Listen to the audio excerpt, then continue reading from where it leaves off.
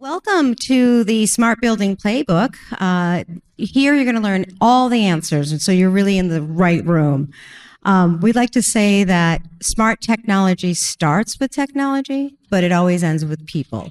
And we've got three people here that really know the whys and wherefores, and I'd like them to introduce themselves. If you could introduce yourself and say a little bit about your portfolio and the people that you serve. Sure. My name is Marcie Williams. I'm the Chief Strategy Officer for the Bainbridge Companies based out of Wellington, Florida. I'm based out of Charlotte, North Carolina, and our portfolio is primarily the Southeast. And then we have been expanding through the East Coast and into the West. Thank you. Hi, everyone. Pratik Dhebri, lead the digital product team at Avalon Bay Communities. Avalon Bay is one of probably the larger publicly traded rental housing REITs. Our portfolio is about 320 odd communities spread across the East Coast, West Coast, and we do have quite a few expansion regions as well between the two coasts. Thank you. My name's Andrew Beach. I am Senior Vice President for Community and Technology and Innovation for Mill Creek Residential. So we serve throughout the United States in about 22 different markets, developer, general contractor, owner, and operator. And so, having that opportunity from kind of cradle to grave throughout the entire life cycle, I think brings a lot to this conversation about how we build and design smart buildings. Yeah, that was a great answer. And you'll learn that through this conversation, it's not just about the tech, it's about the outcome. And so we have three people who have really worked through that. So let's just get started right away. If you were building a smart building strategy from scratch, where would you invest first to drive measurable ROI? And what would you avoid on lessons learned? Marcie, can we start with you? I mean, that is such a huge question. I know, I'm sorry. So I want to unpack it just a little bit, if that's okay. Great. I think when you are thinking about what you're going to bring into a property and think about the outcomes, you have to think about who you're serving, and you have to think about the stakeholders. And so when we think about who the stakeholders are, we think about our team members and how it affects our team members, how it affects our residents, and then how it affects our clients, our partners and owners. We are an owner manager, but we also are a third-party management company as well. So we have to think about that. And then when we think about who are the residents and maybe the end users of some of that technology, is it necessarily a demographic or is it really a mindset? And that's how we think about our customers. And again, all of our stakeholders and all of our customers. And so it's not necessarily a average age of 35 or, it's male or female. It's the mindset. And there's really three things for the outcome and how our users think about technology. And our users are efficiency minded. So how does this help with efficiencies on what they do every day and how they live every day? How is it going to save time? Our end users are digitally fluent. And when I think about anybody in this room, when I think about my 84-year-old mother to my, kids in their 20s, everybody is digitally fluent. Everybody knows how to push a button. So that's a very simple way of putting it. It's not that they're necessarily obsessed with it, but they are digitally fluent. And then lastly, outcome focused. How is it fewer headaches? How can we create a better experience? And it's really not about the tech per se.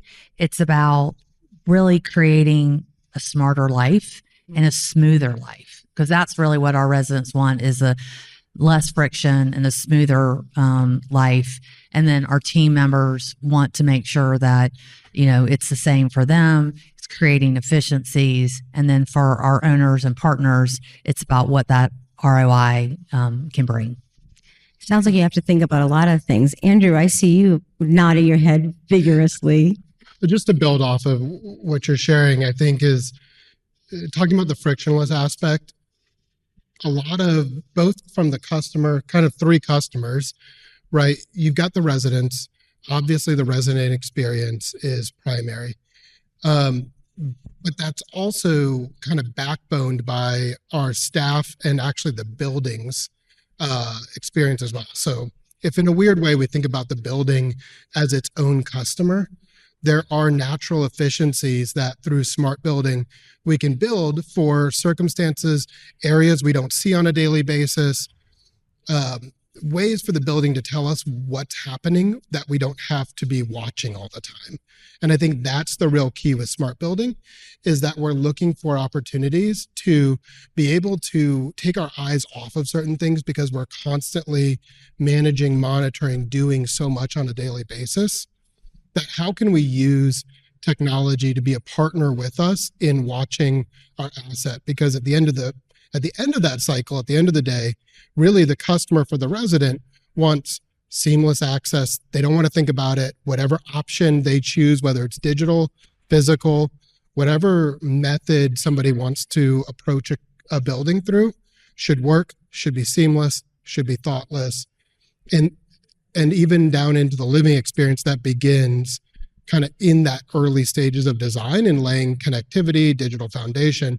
How do we build so that we can build upon that with flexibility and options from the building's perspective and also the end customer? Yeah. Do you think so? What do you think about that? Yes, I think, both my colleagues gave amazing answers. I would say if I have to just kind of go back, Sandy, to your opening comment is all about the outcome, right? What are you really trying to deliver by investing in smart building technology? So at Avalon Bay, I think the stand we have taken is we want to deliver on a goal of 80 million incremental NOI by investing in technology. Now, just to kind of add on to Andrew, what you said is, and Marcie as well, is how can technology create a seamless, personalized, frictionless experience for the customer?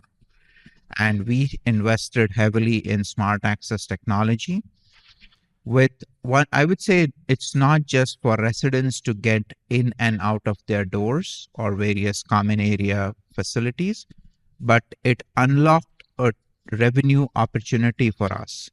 So I know there was in some previous talks, there was talks about staffing. How do you staff the community, right? So we have unlocked fully self-guided touring, where as a prospect, you can come into one of our communities, tour the community, tour the apartments that you want to see.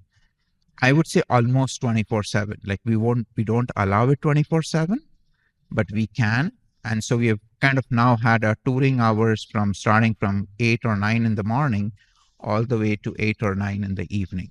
So that's a revenue opportunity for us because customers want to tour. Probably they're working 9 to 5 and they want to come in the evening or late evening, and your staffing models may not allow that. So investing in smart building technology helps us drive incremental revenue as well. And I'll kind of talk about a few more examples as we go along. Yeah, that's great. And thank you so much for talking about access control. We at Asa Abloy, anyway.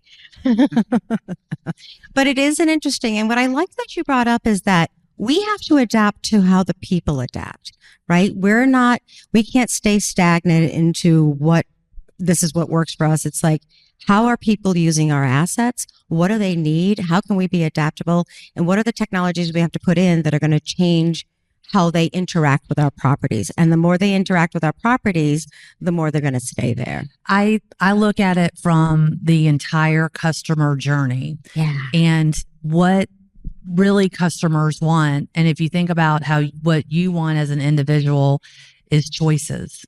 And so we've got to give the customer choices on how they interact with us. And throughout the customer journey, there might be different ways they want to interact with us. For example, you mentioned touring the communities by themselves.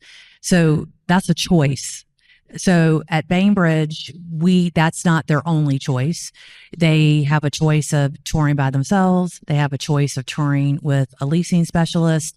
They can tour online through a virtual tour, and we can offer a FaceTime tour. So there's 4 ways that you can tour with us. And at any given time during that customer journey, or during, as they're looking, they might want something different at a different time. They might want to tour with an agent first. Then they might want to bring their roommate or their spouse back to be able to come and tour by themselves. I think every step along the way, it's about choices. But there are some things that are probably table stakes that if we're in the A-class property asset business, and so having smart locks might be table stakes with the competitors that we are competing with. We don't get any points for that. And there is, and we can't raise our rents because of it, but there is an absolute return when we get down to turning locks. And I've got some details as we continue the conversation. So to me, when I think about it's choices, there's time for choices and there's time for table stakes. There's also time for innovation, and we can't do all of it at once. We can't innovate in every single thing that we do. We have to pick where the problem is, determine what the outcome will be, determine if we want to test that throughout the company. Go ahead, you guys. And Marcie, I don't disagree with you. Okay. It's about customer You wouldn't be the first person to disagree with me if you did, but go ahead. That means he's going I to. completely agree with you on the choices that the customer should have, and how could technology play a role in enabling those choices. Well, I think that kind of leads us to the next question. So we can just scoot along to that, because it is, as portfolios become more complex, how are you thinking about this smart building investment at a portfolio level versus a property level, property? And then when does standardization hurt and when does it help? So I think that's a great question from, like, when you're looking at this from a broad perspective in terms of how we design and think about this at a portfolio level. And then going back to even what Marcie was saying about options, I think there are fundamental things from connectivity. Even this is a very non-technology answer to it, but something as simple as putting in microduct to all our homes during construction just gives us the option for different connectivity options in the future. And so not just for the customer options, but for us as owners, where we can, to have options and flexibility, because innovation's happening, technology is changing, different methods of deployment of technology are changing. And so when we lay our digital foundation and we do that initial design, simple things like having a pathway and having flexibility for those future items at a portfolio level allow for large scale adoption. And those smaller investments that may have seemed extra 5, 6, 10 years ago have huge payoffs down the line when you have the ability to easily and quickly adapt and change and be flexible. So my long-winded answer to talking about portfolio versus property is that I think really looking for how do you keep your options open at a portfolio level in a standard method, because there's nothing harder than trying to figure out, oh, where did I put that one spare in somewhere in our portfolio to test something? But by adopting certain practices at a portfolio level, even in a conversation kind of leading into this, there was a season where we were putting wireless access points throughout the corridors. We were hoping to do some future things with that. There was a technology called CBRS at the time. But now, even in a conversation, there's newer technologies that can leverage that wiring and that infrastructure investment that we may be able to use to pivot off of and take on some new approaches. And so there's this constant evolution of being able to use thoughtful design to iterate in that innovation process. And I really like that forward thinking of, like, this is going to be something that's like the backbone. The standardization part is the backbone. It's not like you're standardizing on this light bulb. You're standardizing on what is the core things that we can leverage off of. And so starting with the table stakes. Yeah. I think the hardest part about the future technology is knowing what the future will be and knowing and depending. Your company is constantly building and probably looking at projects, really far down the line. So saying, I have to make sure I've got smart locks and smart thermostats and connectivity, and then also wire for the future is really challenging. And it's almost like I was in a meeting today about a property that we probably won't open until the year 2031. So 5 years from now. I mean, I might be retired by then. So I don't know if that, but it's not only the hard contingency that you have to have from a dollar perspective, but now we have to start thinking about the soft contingencies and start thinking about what I need to hold some money for what is happening in the future. And again, from a customer experience and for an infrastructure within our organization, I don't know what it is. I can tell you what I think it is. I can tell you where I think we need to be, but I might be wrong in 5 years by the time we open. So we have to have those dollars set aside. So when we do build something, we know we're going to have the ability to do so. We talked about on our pre-call, like how technology, you think you're going one way, like you mentioned CBRS, and I'm giggling to myself. I'm like, yeah, that was the future. It was, right? But like when we were in COVID, like all of a sudden we thought we were going to have all kinds of like air filters was going to be the standard and this and that. And it was not. And here we are. So it is hard to predict the future, but it is thoughtful mindfulness that says what could happen and how do we prepare for that? Pratik, do you have anything to give to that? Yeah, no, I think investing in smart building technologies, and yes, being a developer, owner, operator at Avalon Bay, we also do make decisions about what technology we put in. So that is going to give us a lot of future dividends on that investment. I would say putting in smart building technology lends itself very well to a centralized operating model. Yeah. And I'm not saying everything will be now done centralized. There will be some functions that are going to be done at the community level on site, but there's a huge plethora of functions that can be done in a centralized fashion. And Avalon Bay, I would say we were fortunate to have opened a centralized call center back in 2007. That was the first time we did it. And I can give you an example, right? So think of, having a smart lock, or even like some kind of a smart thermostat that's being monitored from a remote location. Because think of it, these are devices you install. They are sensing the environment around it. And someone, like a person does not need to be at the community to monitor these. They can be at a centralized location. They don't need to monitor it for one building, one community. They can do it for 300 plus communities all at once. So I would say that's given us a lot of efficiency benefits on how people are monitoring these. We also put in parking sensors, gate access, etc. So that's also now enabled us to not have a person monitor parking 24/7, but rather have a centralized person monitor the whole parking operations as well.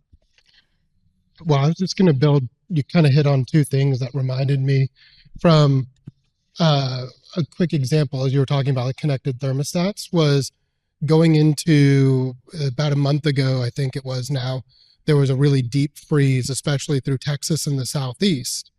And the ability to go in at a national portfolio level and check minimum thresholds for the heat settings across all our communities.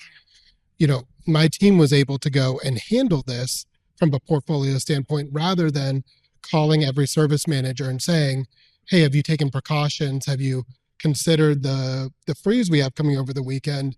And trying to do through communications, deploying kind of our army, we were able to do that centrally. And then the second point I was going to say to it was, I don't think we've hit on this a whole lot, and we'll get into it, I think. But as we think about partners, the idea of flexibility and options is also really critical when we're picking technology partners in the space. There are partners that have multiple ways of going about and multiple ways of solving problems and different technologies or communication patterns and I mean that more from like a connectivity standpoint, for deploying smart home. And we have different assets, they have different opportunities. Having partners that have that flexibility is just so critical versus partners who say there's one way to do it. This is how our technology works. It's good that they have a way, but being able to work with flexible partners who are learning and innovating and using multiple methods has really significant benefits as technology changes, because so many opportunities are similar to things we're doing today, but they're just slightly different. And the ability to adapt with your partner through those is really critical. Oh, sorry. Can I just add one thing? I was just going to say it is when you talk about something portfolio and monitoring, it's absolutely amazing. What we have is 60% of our portfolio is third party. So unfortunately, we don't have, and there might be people in this room, we don't have the ability to be able to monitor our entire portfolio in one shot, which is amazing. And I'm super jealous because that sounds really awesome. But when you think about it on the property level and just, again, smart technology sometimes can feel like this really big word that means a lot of different things. But again, let's just take a simple example of a smart thermostat and vacant electric. So I'm working with our VP of facilities, and one of his goals this year is to reduce the electric vacant. And if you think about a 300 unit property, let's say it's running at 92%. You know, my boss would say it'd have to be at 95%, but let's just say he's not here and we're running at 92. Has 24 vacants, $75 a month. That's over $21,000 a year.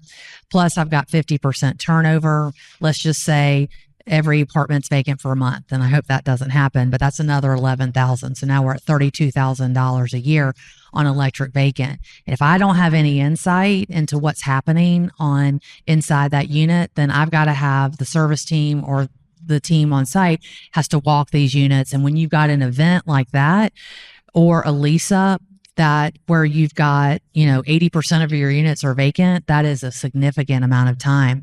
And if I can reduce that by 20% just by monitoring and keeping the temperature at 75 or keeping it, at a low of 55 or whatever that might be, by reducing that number 20% on a 5 cap, I mean, that's $131,000 value a year that I can, add to that. So there's so many, portfolio level is phenomenal.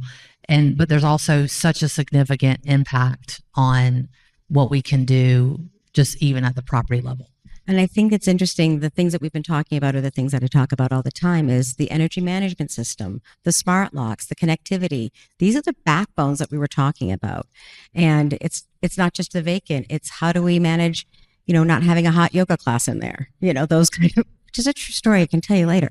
But the thing that I also want to say, we talk about the flexibility, but then when you brought that up about the storm coming in and how do you address that from a centralized, what is the liability if you don't have these things? What is the liability if you don't have a smart lock? We'll take the lesson from hospitality here. And like the first thing that happens is they pull the logs. They look at the audit trail. And so protecting your people and your assets with smart technology and smart locks, et cetera, EMS is crucial. So that's. Yeah. Just the comment about liability, just briefly about, we've done a lot with leak sensors, and without going into a whole lot of case studies or examples from it, I can just tell you, we've chosen to prioritize them around water heaters and maintenance closets that just aren't seen. The idea was, let's just put leak sensors in areas that have water that we don't see on a regular basis. And it's been a relatively low cost, high impact program that's been able to help us to see something before it becomes a problem. We're catching things at a small pooling of water versus issues that we have because we kind of run a capture program to self-insure for this. That would be, tens, hundreds of thousands of dollars because as we know, water can very quickly do a lot of damage. But just having eyes and ears in places that we don't naturally have them is a real focus for smart technologies. And I think that leads us really well into this next question. With AI and automation and connected systems accelerating, how are you balancing near-term ROI, which is what we always look at, with building flexible foundation that won't box you in 3 to 5 years from now? Yeah, so maybe I can go first here. So at Avalon Bay, one of the things we have definitely kept in mind when we are building all these technology solutions is focusing in on the customer and creating that personal experience for the customer. Now, how does that tie to AI? Is really kind of, can we notify the customer of some kind of leak in the building or something that's happening so that they can take the necessary actions? And based on our experience on deploying these technologies, is residents are much more, I would say, forgiving if there is some major incident in the building, that could be, and if we are able to also proactively notify them of when this is going to be fixed, right? Give them constant updates. You don't need a person behind the scenes to orchestrate all of this, and AI can do a much better job at doing that. But then also looking at it more from, hey, we have these personal self-serve experiences for you. But then it comes to, hey, you're still not able to figure it out. You want to talk to someone at the community. So that is where, our belief has been an AI bot is the first line of defense, where they could quickly resolve, give you updates, answer basic questions. I call it more transactional in nature, which is, hey, what's happening with the water leak in my apartment? A bot can quickly answer. You don't need to wait for someone to reply to you, right? So those are use cases that I believe enhance the customer experience by having an AI bot behind the scenes. Now, as my colleague here, Marcie said, people need options. So you can always say, hey, an AI is giving you the response, or do you prefer to wait for a human to respond? So that's a choice the customer is making. The human may not be there. They may be fixing other work orders or what have you. So how could you enable that for the resident or for the customer? Now, what we've also done is, because of the centralized operations, not many people know enough about the community or the particular neighborhood, or let's say there's a winter storm, as you said. So could AI be much more, looking at helping the centralized associate that there is a winter storm coming? Everyone knows that. The weather will give, weather.com or someone will give you an alert. Why can't AI take an action at proactively notifying the customer?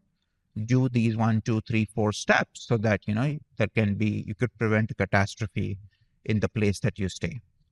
So those are some of the examples, and we are making it very easy for our associates to kind of do their day-to-day tasks by leveraging AI. I would say many of the associates at Avalon Bay are using AI in some way, shape, form in their personal lives. And they have been literally clamoring us right now is, why can't I use these tools to better assist the customer? So that's kind of my... Well, and Pratik, it goes right back to the customer, right? It's not about the product, it's about the customer, whichever one we're talking about. Well, I think when you're looking at agentic AI or generative AI, or, what we're using in our personal lives, we've been using AI like for the first line of defense, as you said, for like the phone call when people call. And we did a study, and when people called our property, 54% of the time we didn't answer the phone. And I'm like, why are we so bad? And it's we're not bad, we're busy. We're taking care of the people in front of us. We're touring, we're marketing, we're, handling something, walking vacants, whatever. So 54% of the time. So we want people to get what they want, when they want, and how they want. And what they really want is they want it now. So we want to be able to give them and use AI on the front end to be able to give them what they want now, and still have the option to be able to punch in and talk to somebody. But when they do that, we're not centralized. So when they do that, that person that wasn't there 5 minutes ago still isn't there. So they're still not, but it does go into a queue so we can reach out to them as quickly as possible to answer those harder questions. But AI and generative AI is going to help us where they can start asking all sorts of questions and not just using our product knowledge page or what we enter into the system. They're going to be able to go out and get the answer, and have much more of a fluent conversation, for lack of a better word. And then just one last thing is we actually met somebody who, an AI company that, can basically sit on top of our system to be able to, build agents. And I'm probably, y'all are real smart, so I'm probably not using like these right terms, but, build us like our Monday morning reports. So again, somebody, AI can build that report. Every single property has to put a report out, and they come out anytime between Sunday night to Monday night. And it's like, if I could have it ready for them, the manager can take a look at it and just push it out, and everybody has their Monday morning report delivered by 9:15. That would be a huge win. Well, I was going to say, when we talk about the future of technology and how we can't predict what's going to happen 5 years from now, we can't predict it looks like AI might be able to help us predict what's happening 5 years from now, and leveraging that kind of conversation and being able to be adaptive and saying, it was really successful how it preempted these things. And how else can we align with that so that we can, okay, we have a leak here. We don't have staff at the table. How can that work? So looking at these alternatives is where we're going to go in the future. Did you have something to add? Yeah, just really quickly, kind of from the other end of the process or the spectrum on the AI, the evolution of AI discussion is AI will always need some sort like connectivity and inputs, right? And so how do we give AI connectivity, broad reach, and inputs? And so without kind of beating the dead horse on this, when we do our original designs, it's so important that we have connectivity throughout our building, that we make sure we can layer on endpoints, sensors, devices, thermostats, leak sensors, things that then can give information forward to that AI so that it can help us make decisions. It can help us sleep at night and let things go so that it'll let us know when it's time to do something, to take an action, to be aware of something. And so just that design process, the more that we are able to put in pieces early, either early in design or even late, because a lot of these can be retrofitted in, but the more sensors, hardware, and some of the connectivity pieces we put in, that's what we can build off of as AI continues to evolve. I really like that. Go ahead, Pratik. Yeah, and just wanted to kind of, the analogy I typically give with an Avalon Bay is think of all these smart devices, sensors, etc., as tentacles of an octopus, right? So the octopus has like so many tentacles, they're sensing everything. But then the octopus has a big fat brain or head, and that's something that you really want to control and own, because you're getting all these signals. And it goes to, I think, Andrew, your point about flexibility, right? I've worked with quite a few vendors in the prop tech space. Initially, I would say 4 years back when I joined Avalon, many of them were closed. And when I say that is, oh, this is our data, we are not going to export it to you. You need to use our interface. You need to do this. So just a recommendation to all the vendor partners here is, the more open ecosystems you have, the more data you can share with us, because we want to be the brain that controls what decisions we make. And then I'm seeing a world where, software may not exist 5 years from now.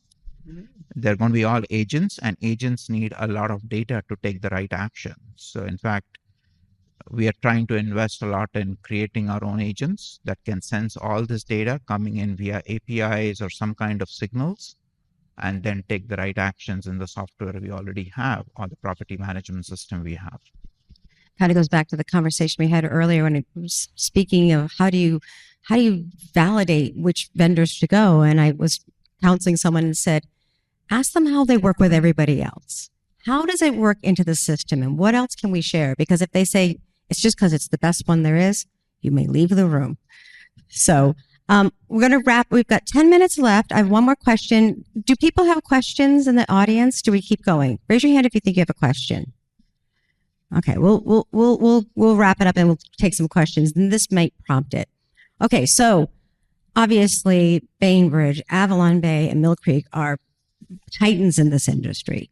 What is your advice for operators in the room who don't have the team or resources? If you had to write a first page of a smart building playbook for them, what's the top principle and why? So you don't have all the resources. We don't have a big team. What do you think are the things they should invest in? I think we've highlighted a lot of them today, but let's see. Go ahead. You can go first, Pratik. Yeah, so I would say it's the top of our topic today, which is, how can we unlock true ROI? So, as you know, investment in devices, technology does require capital investment. Can you have a hypothesis of, okay, if I invest in X, can I get a return of Y? And I would say when you quantify the returns, right, I would probably put it in 3 different buckets. The first is, much more tangible, which is, hey, is that going to create operational efficiency for me? Because I don't need a person to go monitor, do this, do that, and there's various ways to get operational efficiency. So basically getting more work from the same amount of people that you have. The second is revenue generation, which has been a key enabler for us right now. So we do have at Avalon Bay in jurisdictions we do have a technology fee, which includes smart access, smart thermostat, and if you have any other kind of bulk Wi-Fi as well embedded within that. So that's a technology fee we charge. So that's a revenue generator. It's enabled, as I mentioned, more tours. We are getting now more revenue from parking as well, just by enabling, smart access. They can give guest passes. People who want parking, can get parking in an Avalon Bay building, and they pay a daily fee or whatever to access that parking. So all of this is no longer an operational overhead. Like I've visited quite a few communities where parking was a big operational overhead for many, many communities. It's good input. Yeah. So revenue generation is the second one. And then the third, which is probably not very tangible to measure, is really the customer experience. And would it result in the customer preferring to stay in your property or a sister property that you have across the country if they're moving, versus defecting and going to someone else, which has probably got more smarter technology than you? And this really comes in the theme of most of us as consumers have a lot of demands. And I feel multifamily has just not met those demands yet. So I'll give you a quick example is no one would have thought in the pandemic we would be ordering grocery over our phone. That's possible today. Amazon has done a brilliant job with that. Why can't we get the same level of experience in multifamily? And again, if you know of any, I'm happy to hear, but I don't think we're there yet. Andrew, do you have something to contribute? Yeah, I'll and Pratik said it very well. Basically, I would say it's 2 things. It's connectivity and smart access. Those are for me, those are the foundational pieces. Everything else can be built off of that. If you invest in connectivity broadly around communities, and we build in for smart access control, virtually everything else, every opportunity can be built on one of those 2 foundations. So that's where I would focus. I think all of that makes perfect sense. And I'm going to add just another approach as well, which is looking at the customer journey and looking at our leadership group did this in December, and we went and said, let's talk about from the 0 moment of truth all the way to move out, and talk and look at what that customer journey is. And then we have to roadmap it, and then we have to prioritize it. And we're not a huge group, so we are great, thoughtful, smart leaders within the multifamily industry, but we have to pick a way, and we have to say, where are we going to invest and where's our biggest problem? Looking at things, why are people going to lease? Why are they going to stay? And really, how does that affect the bottom line, not only at the property, but how can that affect the bottom line at the company? And when you start with the people first and then say what comes right after people, problems. And so where are our problems? And then how many boxes can, let's say, this gap check? Is that going to take care of our customer? Is it going to make them stay? Can we get more rent? Is that can we, it's going to affect the bottom line, and it might not check every box, but you've got to be able to prioritize what boxes mean the most. But it always leads back to the customer. And as I said in the beginning, the customer is going to be our residents and our who are our stakeholders. It's our residents, it's our team members, and it's our owners, and partners and clients. So we have to look at all of that. And you don't always have a lot of money to invest. And there's a lot of amazing vendor partners that we work with. And there's a lot of great people within this conference. And so I would also just add attending the sessions and listening. And then sometimes there are multiple solutions to your one problem. And it's really about being thoughtful, and saying, I'm going to solve this problem this year, and next year I'm going to solve the next problem. We cannot solve every problem right now, because if every problem is a priority, then I could still have the same problems. Everything's not a priority. Well, I'm going to wrap it up so we can take some questions, but I want to thank this incredible panel. Very thoughtful. I hope you all have heard how much thought and consideration they put into their properties, their outcomes. I mean, these guys have 100 million ideas and their brains are going like crazy. Thank you so much for such an excellent conversation about smart buildings and what we can do. And I know that we all could talk for hours and hours and hours, and we can.